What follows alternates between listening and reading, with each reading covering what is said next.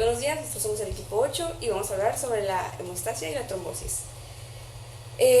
Bueno, primero para darnos una introducción, ¿qué es la hemostasia y qué es la trombosis? Pues la hemostasia se refiere a la detención del sangrado cuando un vaso está dañado o cortado, mientras que la trombosis va a ocurrir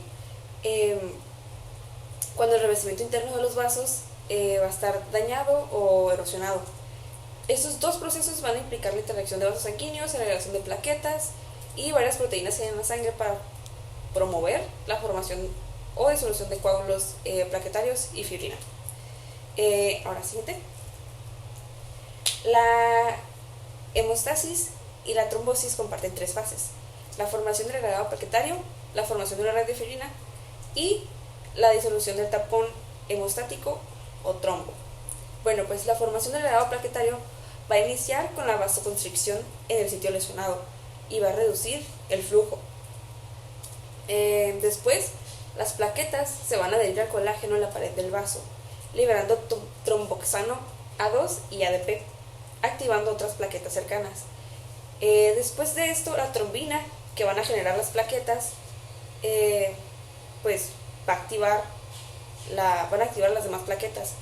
Y con esto a lo que me refiero es que vienen las plaquetas, o sea, está el vaso lesionado, entonces en la sangre pues van pasando plaquetas siempre, entonces llegan al sitio lesionado, se va a pegar una y esa misma va a empezar a generar trombina para poder activar a las demás plaquetas, o sea, les va a hablar, pues vaya, ¿entiendes?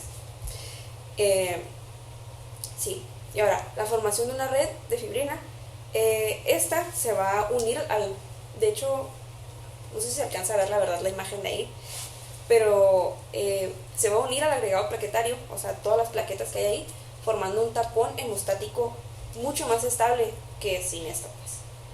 Y, pues, la disolución parcial, la disolución parcial o completa del tapón, pues va a ser por la plasmina, que va a disolver parcial o completamente el tapón hemostático o trombo.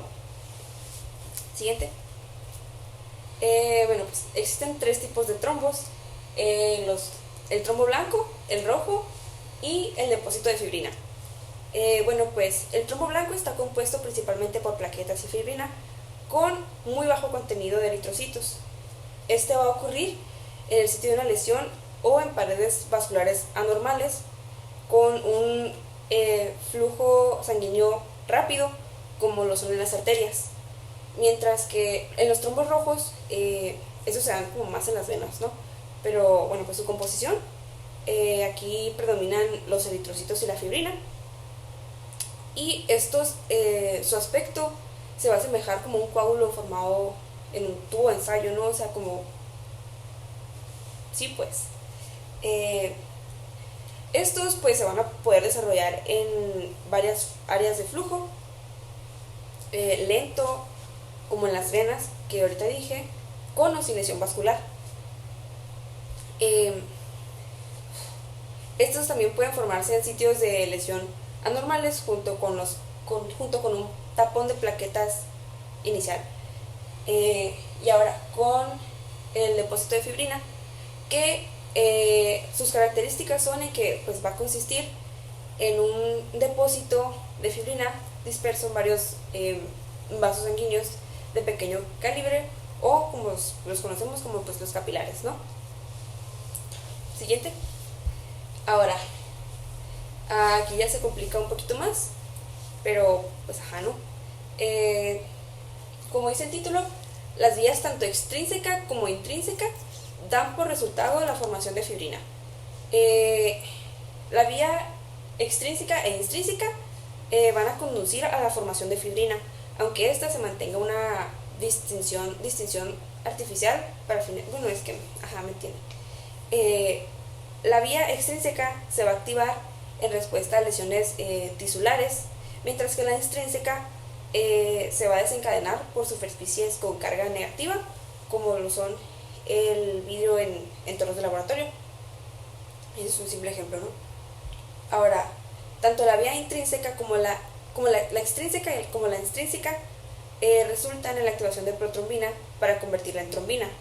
que pues como ya mencioné antes, las plaquetas tienen que segregar trombina para poder pues formar el trombo.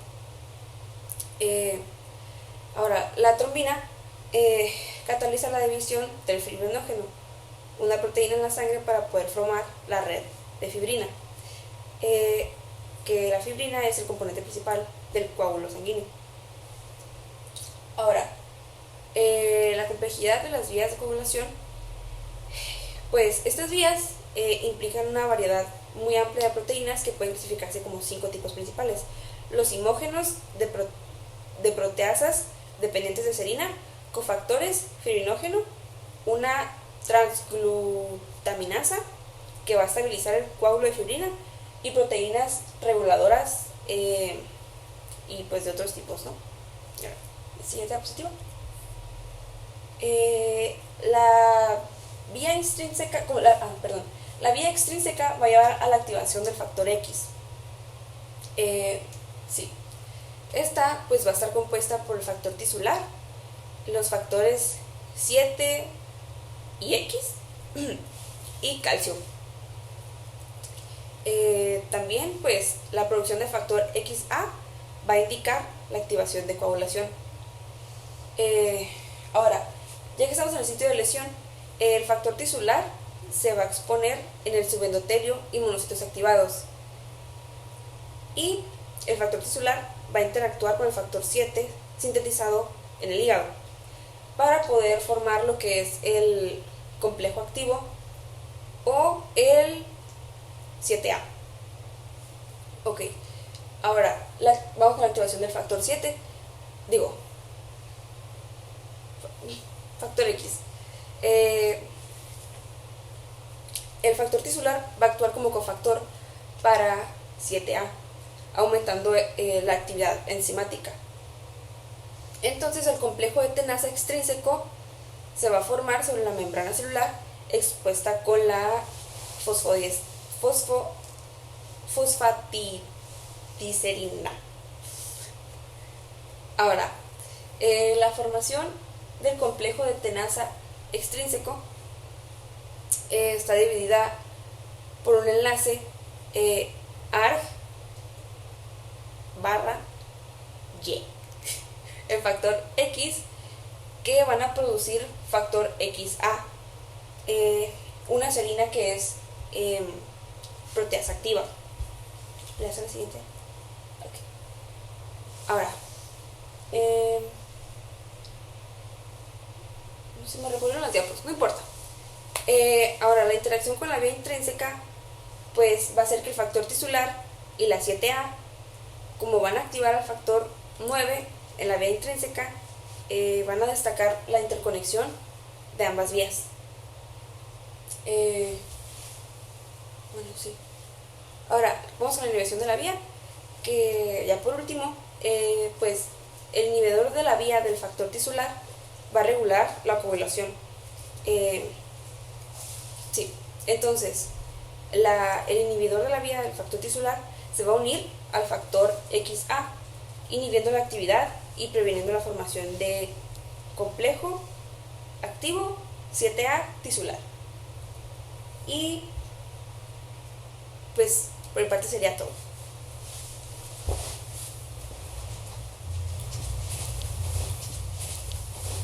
Siguiente, por favor. Ahora, pasando a la vía del factor intrínseco, que esto también va a llevar a la activación del factor XA, que esto, pues como sabemos, no va a llevar a la coagulación. Y esto puede ser iniciado por contacto, que va a ser con polímeros de fosfato o caulín. Y también se puede llevar por otros factores como es el 12, el 11, el 9, el 8 y el 10. Y esto va a ser junto con la precalicreína y el cininógeno. El factor X, va a ser activado por el complejo intrínseco tenasa, que esto va a ser, también se puede llevar por otros factores como es el 12, el 11, el 9, el 7 y el X o 10. Y la vía intrínseca va a amplificar la activación del factor XA y a la formación de trombina. Siguiente, por favor. Ahora, el factor XA va a llevar a la actualización de protombina hacia trombina.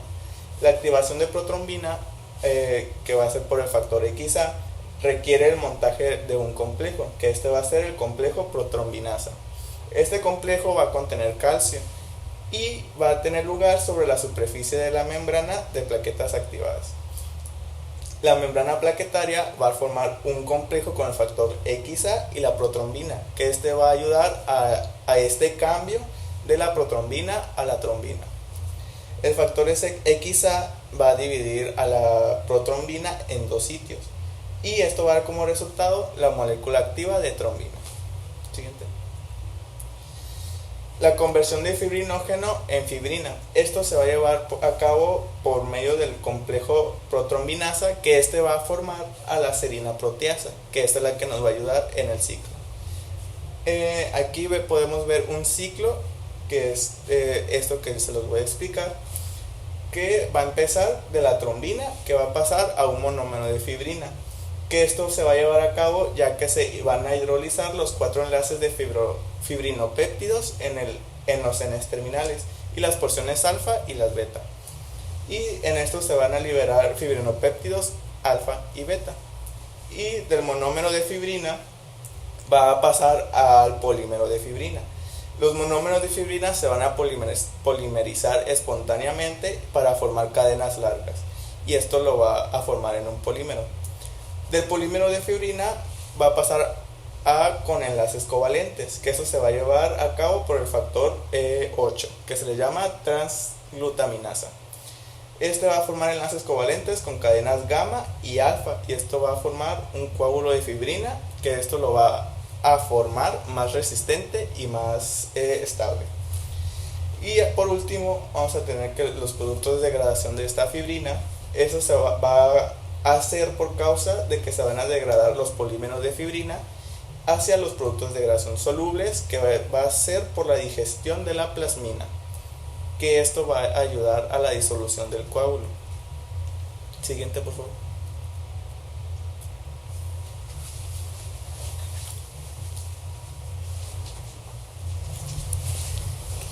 Yo les hablaré acerca de las concentraciones de trombina circulantes y se controlan con sumo cuidado.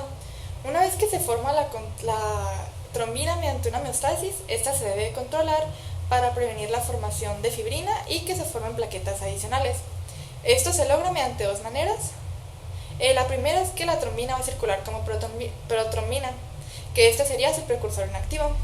Esto se va a lograr mediante una cascada de reacciones enzimáticas en donde el zimógeno inactivo se va a convertir en una enzima activa.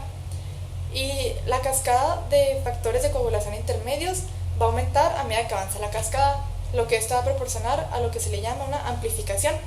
Y la segunda manera es que se va a desactivar la trombina formada por inhibidores circulantes, siendo el principal la antitrombina. Ahora hablando acerca de la heparina, que aumenta la actividad de la antitrombina y un inhibidor de la trombina. Aquí vamos a encontrar a 4 inhibidores de trombina. El primero es la antitrombina, que va a hacer el 75% de la actividad antitrombina. Vamos a encontrar a alfa-2 macroglobulina, que va a llevar a cabo el resto de la actividad antitrombina. Y también vamos a encontrar el cofactor 1 heparina y el alfa-1 antitrispina, que estos van a ser 2 inhibidores menores. Vamos a encontrar también a los glucosaminoglucanos sulfatados, como a los heparanos, que van a potenciar la actividad endógena de las antitrombinas. Estos se van a unir a un sitio catiónico específico, provocando un cambio conformacional y va a provocar que la trombina se una a este. Y esto sería lo que es la base para el uso de la heparina. Los anticoagulantes de la heparina van a poder antagonizar su acción y el principal sería la protamina, que va a unir su inhibición a la antitrombina. Las personas que presentan deficiencias inhereditarias de antitrombina pueden llegar a presentar una trombosis venosa, y esto da evidencia de dos cosas: que la antitrombina va a tener una función fisiológica en el cuerpo humano y que el sistema de coagulación en el cuerpo humano se va a encontrar en un estado dinámico. También vamos a tener que la trombina se va a combinar con la trombodulina. Lo que esto hace es activar a la proteína C sobre el receptor de proteína C endotelial. También esto junto con la proteína S y la proteína C activada, que es APC, van a degradar a los factores 5A y el factor 8A, limitando la acción de coagulación de estos factores. La deficiencia de la proteína C o S puede también llegar a que las personas puedan llegar a tener una trombosis venosa. Y también las personas que van a presentar un factor 5 Leiden pueden aumentar el riesgo de en el futuro tener una trombosis venosa. El factor 5 Leiden es resistente a la desactivación por APC, que esto es a lo que se le llama una resistencia al APC. Siguiente. Hay varios trastornos hemorrágicos hereditarios, entre ellos la hemofilia A. Los fármacos curina pueden inhibir la carboxilización de la vitamina K en el amino terminal de los factores 2, el 3, el 9 y el 10 y en las proteínas C y en la proteína S. Estos lo que hacen es inhibir la reducción de los derivados de quinona de la vitamina K hacia los hidroquinonas activos.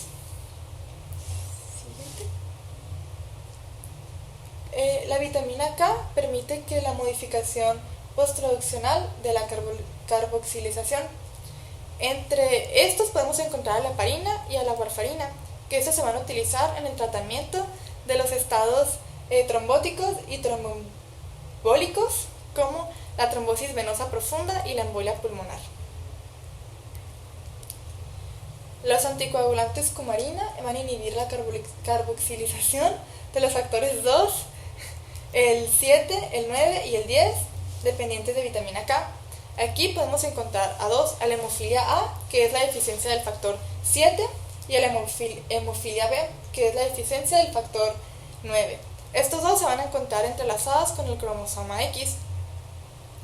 Se han encontrado mutaciones en los genes que codifican para el factor 8 y para el factor 9. Lo que estos hacen va a ser llevar las actividades, las van a disminuir. Y el tratamiento para esto serían los crioprecipitados, que se encuentran enriquecidos en factor 8, o si no, los concentrados en factores 7 y en los factores 9.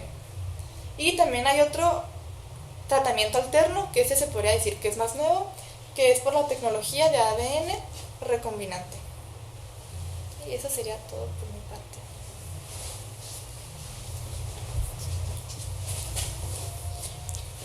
Siguiente diapositiva, por favor. Ahora yo les voy a hablar de cómo la plasmina disuelve los coágulos de fibrina. Vamos a empezar con una pequeña introducción a lo que es la fibrinólisis. La fibrinólisis es un proceso esencial en el sistema de coagulación sanguínea que permite la disolución controlada de los coágulos de fibrina. Este equilibrio dinámico entre la formación y disolución de coágulos va a ser muy importante para poder mantener una correcta homeostasis y prevenir complicaciones como una trombosis o una hemorragia. Les voy a pasar a hablar un poco acerca del rol del plasmígeno y la plasmina, que es muy importante en este proceso. El plasmígeno va a ser una proteína inactiva presente en la circulación sanguínea y es precursor de la plasmina. Esta es una serina proteasa activa. La plasmina desempeña un papel central en la degradación de la fibrina, disolviendo los coágulos sanguíneos formados durante la coagulación. Ahora, con los activadores del plasminógeno, uno de los principales activadores del plasminógeno es el activador plasminógeno tisular, que va a tener como siglas TPA, liberado por el endotelio vascular en respuesta a lesiones o algún tipo de estrés vascular. El TPA se une desencadenando así una cascada de eventos que van a culminar en la disolución del coágulo. Además, la prourosinasa también va a actuar como un activador del plasminógeno, contribuyendo así a la degradación de la matriz extracelular y la remodelación tisular. Esta va a tener también unos mecanismos de regulación. La fibrinólisis va a estar regulada por mecanismos que van a limitar su actividad excesiva. La trombina activa, el inhibidor de fibrinólisis, que va a tener como siglas TAFIA o TAFIA, que va a significar inhibidor de fibrinólisis activable por trombina, que puede inhibir la fibrinólisis eliminando los residuos de lisina de la fibrina. Esta acción va a contribuir a mantener un equilibrio adecuado entre lo que es la formación y la disolución de los coágulos sanguíneos, evitando una hemorragia excesiva o una formación de trombos no deseados. Ahora un poquito de la importancia de este equilibrio en la fibronílisis. Es muy importante mantener un equilibrio adecuado para poder garantizar una buena respuesta, una eficiente respuesta a algún tipo de lesión vascular. Tanto la hiperactividad como la hipoactividad de esta pueden conducir a complicaciones graves como una trombosis o una hemorragia incontrolada. Siguiente diapositiva, por favor. Ahora vamos a ver de cómo el TPA recombinante y la estreptocinasa se usan como disolventes de coágulo. El tratamiento de trombosis y otras condiciones relacionadas con coágulos sanguíneos ha ido avanzando con el uso de agentes fibronolíticos, como el activador de plasminógeno tisular, que ya les mencioné que sus siglas eran TPA, recombinante, conocido comercialmente como altepase, y la estreptocinasa. Estos van a ser los dos principales que vamos a tener. El activador del plasminógeno tisular, TPA, o recombinante, que va a ser el altepase, para tenerlo en cuenta en cuanto a abreviaciones. El TPA recombinante se produce utilizando métodos de ADN recombinante y se va a caracterizar por su selectividad para activar el plasminógeno unido a la fibrina, así minimizando la degradación del fibrinógeno circulante y reduciendo el riesgo de sangrado. Es eficaz en la restauración de la permeabilidad arterial después de la trombosis coronaria, especialmente si se administra dentro de las primeras 6 horas después del inicio de la trombosis, lo que puede reducir significativamente la mortalidad asociada con algún tipo de daño del miocardio. Hablando un poco de la estreptocinasa, esta va a ser una enzima secretada por varias cepas de bacterias estreptocócicas. También se utiliza como un disolvente de coágulo de fibrina en el tratamiento de trombosis coronaria. Sin embargo, esta va a tener una desventaja, y es la de ser antígena y menos selectiva que el TPA recombinante, lo que puede resultar en un mayor riesgo de sangrado al activar lo que venía siendo tanto el plasminógeno en la fase líquida como el plasminógeno ya unido a la fibrina. Y vamos a tener para terminar vamos a tener unas consideraciones clínicas o adicionales, que es que las concentraciones elevadas de activadores de plasminógeno pueden observarse en ciertas enfermedades, como ya sea un cáncer o la sepsis, lo que puede desencadenar en procesos fibrinolíticos excesivos. Alteraciones en las actividades de los inhibidores naturales de la fibrinólisis, como la A1 antitripsinasa y la A2 antiplasmina, pueden ocurrir en condiciones como la cirrosis hepática. Eso es algo a tener en cuenta para no confundirlo con algún otro tipo de cosa. La capacidad de ciertos productos bacterianos como la estreptocinasa para activar el plasminógeno también puede contribuir a una hemorragia difusa observada en pacientes con infecciones bacterianas diseminadas. Siguiente diapositiva. Ahora vamos a hablar de la agregación plaquetaria. Que la agregación plaquetaria, requiere señalización transmembrana de afuera hacia adentro y de dentro hacia afuera. Vamos a empezar con un poquito de introducción a lo que es el papel de las plaquetas. Durante la hemostasia o la trombosis, las plaquetas normalmente van a estar circulando en forma de disco no estimulado. Entonces, estas se van a activar y van a desempeñar un papel muy importante en la formación de tampones hemostáticos o trombos. Vamos a tener los pasos principales de la activación plaquetaria. Este proceso va a implicar 3 pasos, que va a ser la adherencia a colágeno expuesto en el vaso sanguíneo, la liberación de contenido de gránulos de almacenamiento y agregación plaquetaria, de almacenamiento y la agregación plaquetaria. Me confundí. Vamos a empezar con la adherencia plaquetaria. Las plaquetas se adhieren al colágeno mediante receptores específicos en su superficie, incluyendo complejos de glicoproteína como lo son la GP1A2A, GP1B95 y GP6. La unión del GP1B95 al colágeno es mediada por el factor de von Willebrand. Ese va a ser el primer paso. El segundo paso va a ser la liberación de contenido de los gránulos. Las plaquetas adheridas van a cambiar de forma y liberar el contenido de sus gránulos de almacenamiento, incluyendo así gránulos densos y gránulos alfa, algunos de los cuales implican respuestas a la lesión vascular. Como tercer paso vamos a tener a la activación de las plaquetas. La trombina, generada a partir de la cascada de coagulación ya mencionada, es el activador más potente de las plaquetas, interactuando con receptores como lo son el PAR1, PAR4, GP1B95 para iniciar esta activación. Esto va a llevar también a una señalización intracelular. La activación de las plaquetas va a implicar esta señalización transmembrana desde el exterior hacia adentro, donde la trombina va a actuar como un estímulo, estimulando así la actividad de la fosfolipasa intracelular, generando moléculas efectoras como diacilglicerol e inositol trifosfato. Y la agregación plaquetaria también va a ser inducida por la liberación de ADP desde los gránulos densos, que activa receptores específicos acoplados a proteína G, desencadenando así una serie de eventos que conducen a cambios en la forma plaquetaria. De esta forma, las plaquetas activadas exponen fosfolípidos aniónicos en su superficie, acelerando la activación de factores de coagulación como el factor X ya mencionado anteriormente, la protrombina, además de la liberación de la liberación de polifosfato desde los gránulos densos, que esta va a acelerar la activación de factores adicionales como el factor 5 y 11 por la activación de la trombina. Ya por último vamos a tener lo que es la formación de agregados de plaquetas, que en esta los agentes agregantes modifican el complejo de glucoproteínas GP2B 3A en la superficie plaquetaria, lo que va a permitir la unión del fibrinógeno o el factor de von Willebrand y la formación de agregados de plaquetas. Siguiente diapositiva, por favor.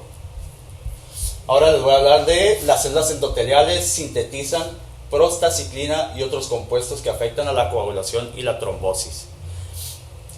Vamos a tener que las células endoteliales presentes en las paredes de los vasos sanguíneos van a desempeñar un papel muy importante en la regulación de la hemostasia y la trombosis. Vamos a hablar ahora de la síntesis de la prostaciclina, que va a tener como abreviación PG12. Una de las contribuciones importantes de las células endoteliales es la síntesis de PG12, que actúa como un potente inhibidor de la agregación plaquetaria. La prostaciclina va a estimular la actividad de la adenil ciclasa en las membranas de superficie de las plaquetas a través de su receptor acoplado a una proteína G, lo que resulta en un aumento del AMP cíclico intraplaquetario, así contrarrestando el efecto agregante del tromboxano A2. Otras funciones que vamos a tener de las células endoteliales en este tipo de regulación es que también estas van a poseer una ADP-ASA que hidroliza el ADP, antagonizando así el efecto agregante de las plaquetas. Y también sintetizan heparansulfato, que este es un anticoagulante, y activadores de plasminógeno, que pueden ayudar a disolver los trombos. Hablando un poquito del ácido nítrico, también importante aquí, el óxido nítrico, este va a ser un derivado del endotelio y conocido como el factor relajante. Este va a desempeñar un papel importante igual para la regulación de la función vascular, igual de la hemostasia. Y vamos a tener algunos estudios de mecanismos relacionados con la aterosclerosis. Además de su papel en la hemostasia y la trombosis, estas células, o sea, las células endoteliales, son claves en el estudio de mecanismos de captación de lipoproteínas aterogénicas, como el LDL y como estas lipoproteínas van a dañar a las células. Este estudio es crucial para la comprensión de los mecanismos subadyacentes de la aterosclerosis, la cual es una enfermedad cardiovascular muy importante tener en cuenta. Pues eso sería todo por mi parte.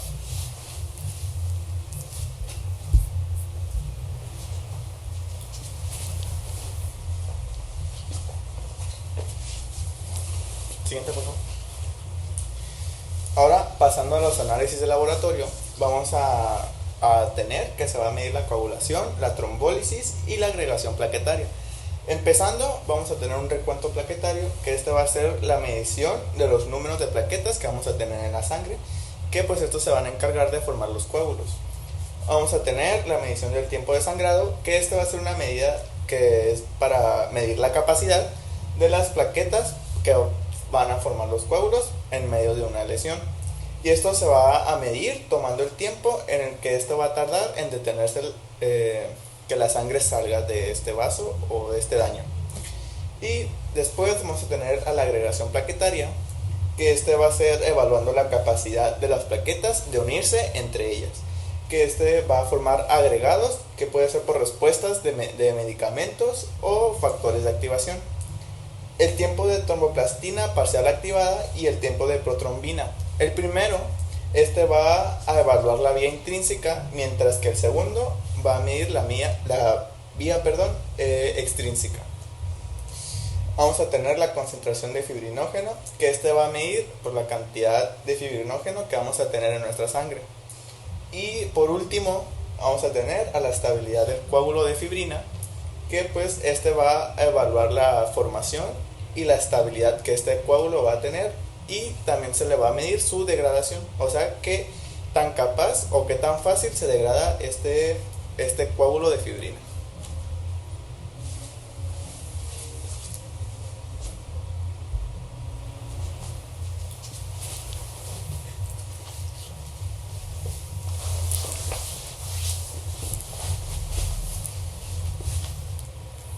Gracias.